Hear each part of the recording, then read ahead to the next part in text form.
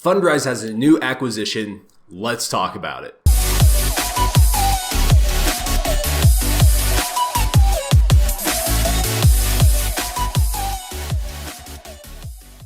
Welcome back to the channel. It's a new day and it's a great day.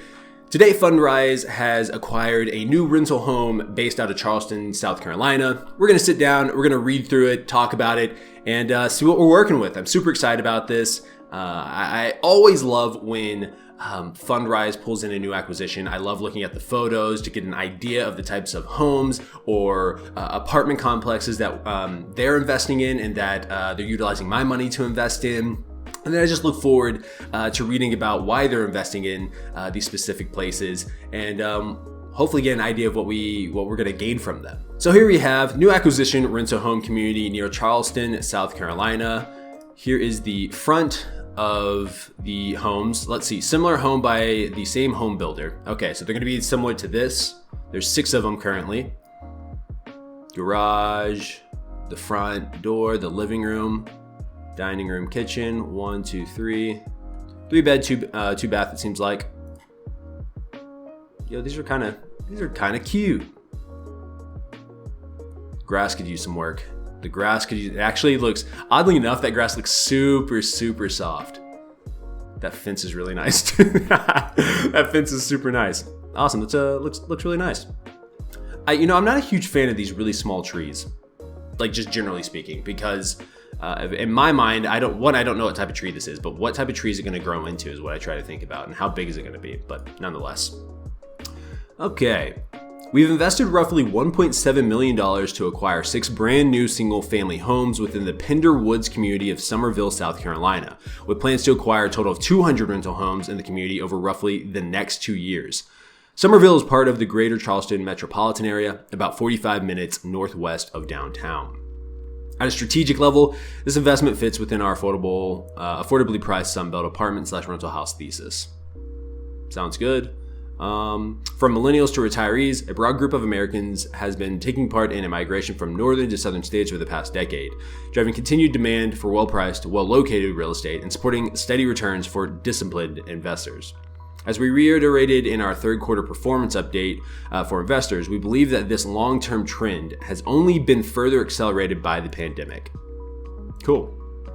This acquisition was made by a joint venture between 2 Fundrise sponsored funds, the Fundrise Interval Fund, which invested roughly $1.4 million, well, almost $1.5 million, and the Growth eReit 7, which invested $166,000. It's part of the value add strategy, which is acquire real estate that needs improvements and or lease up. Risk return profile, moderate to high, expected timing several months to a year, expected source of returns, growth with some income. Which I am all about the growth. I am all about the appreciation. Income is awesome, but for me specifically, I want the growth aspect so that I can build my profile, my net worth as fast as possible. The income definitely is something that I want to utilize later as I'm older. And then also, like I said, I want to be buying, as I've said in previous videos, I want to buy a lot of real estate personally and utilize the property manager that I already have, that my wife and I have together here in the city that we live. So we'll use that as income, personally use that as income. So this Fundrise for me is all about growth. My personal real estate is for income. Business plan. By acquiring the brand new vacant homes in batches and leasing them up ourselves to assemble a stabilized community, we intend to get a better price and therefore a better potential return than if we had purchased a finished product. Our initial investment at Pender Woods is an all-cash purchase of 6 finished homes within the community, which is still under construction. Our intent is to acquire and lease up additional batches of roughly 8 homes per month as they deliver, eventually taking ownership of 200 homes within the community. This phased buying structure should result in much more efficient deployment of investors' capital, as opposed to holding cash for several months while waiting for an entire community to be built and then acquiring it all at once. Our intent with this and other investments in single-family rental home communities is to be a long-term investor, building a scaled portfolio that generates consistent rental income, while at the same time being positioned to capture what we believe will be outsized price appreciation thanks to a confluence of demographic factors driving demand across the Sunbelt. While the properties, of course, look different than multifamily apartments, the underlying investment thesis is ultimately very similar.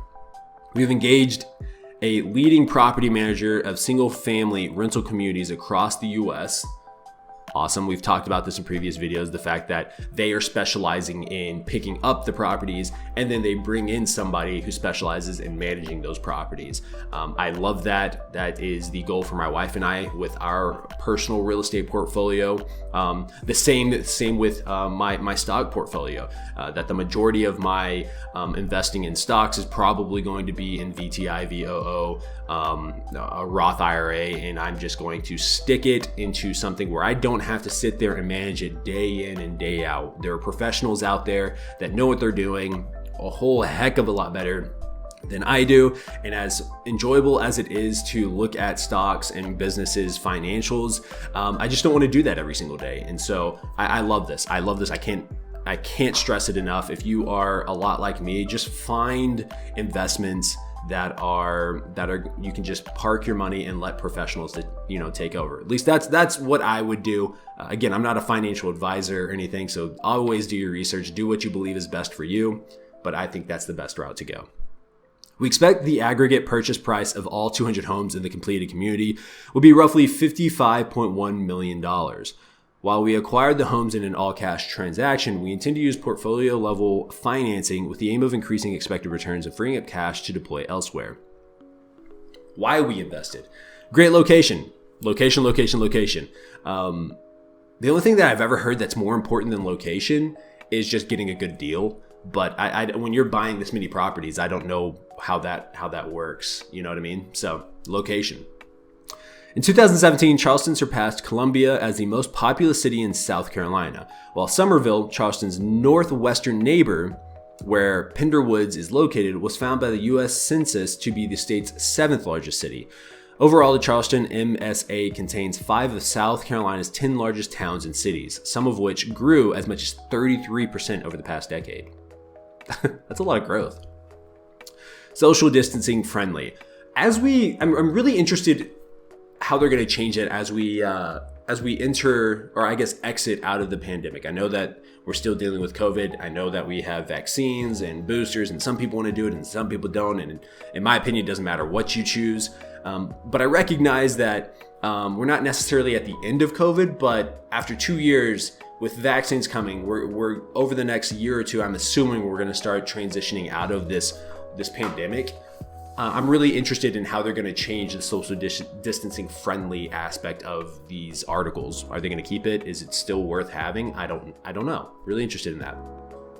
We believe the privacy provided by the community's fully detached and individual homes will be particularly attractive to renters seeking an additional level of social distancing, or who simply need more living space as norms around work and school shift. And maybe that's it. Maybe it's still going to be social distancing friendly, and rather than having additional level of social distancing, they just talk about the space that they have.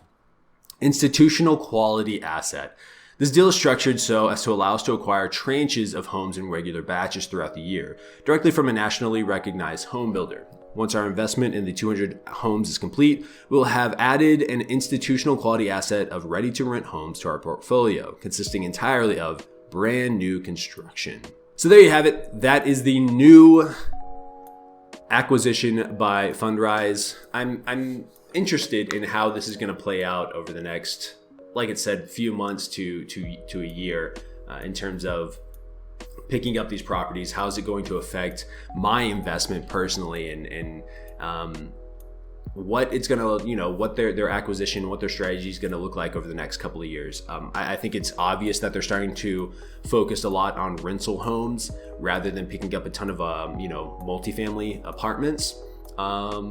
But, I'm not invested in other funds, so I don't know if that's different for someone who has more money invested in Fundrise, where they're able to pick and choose where their money goes.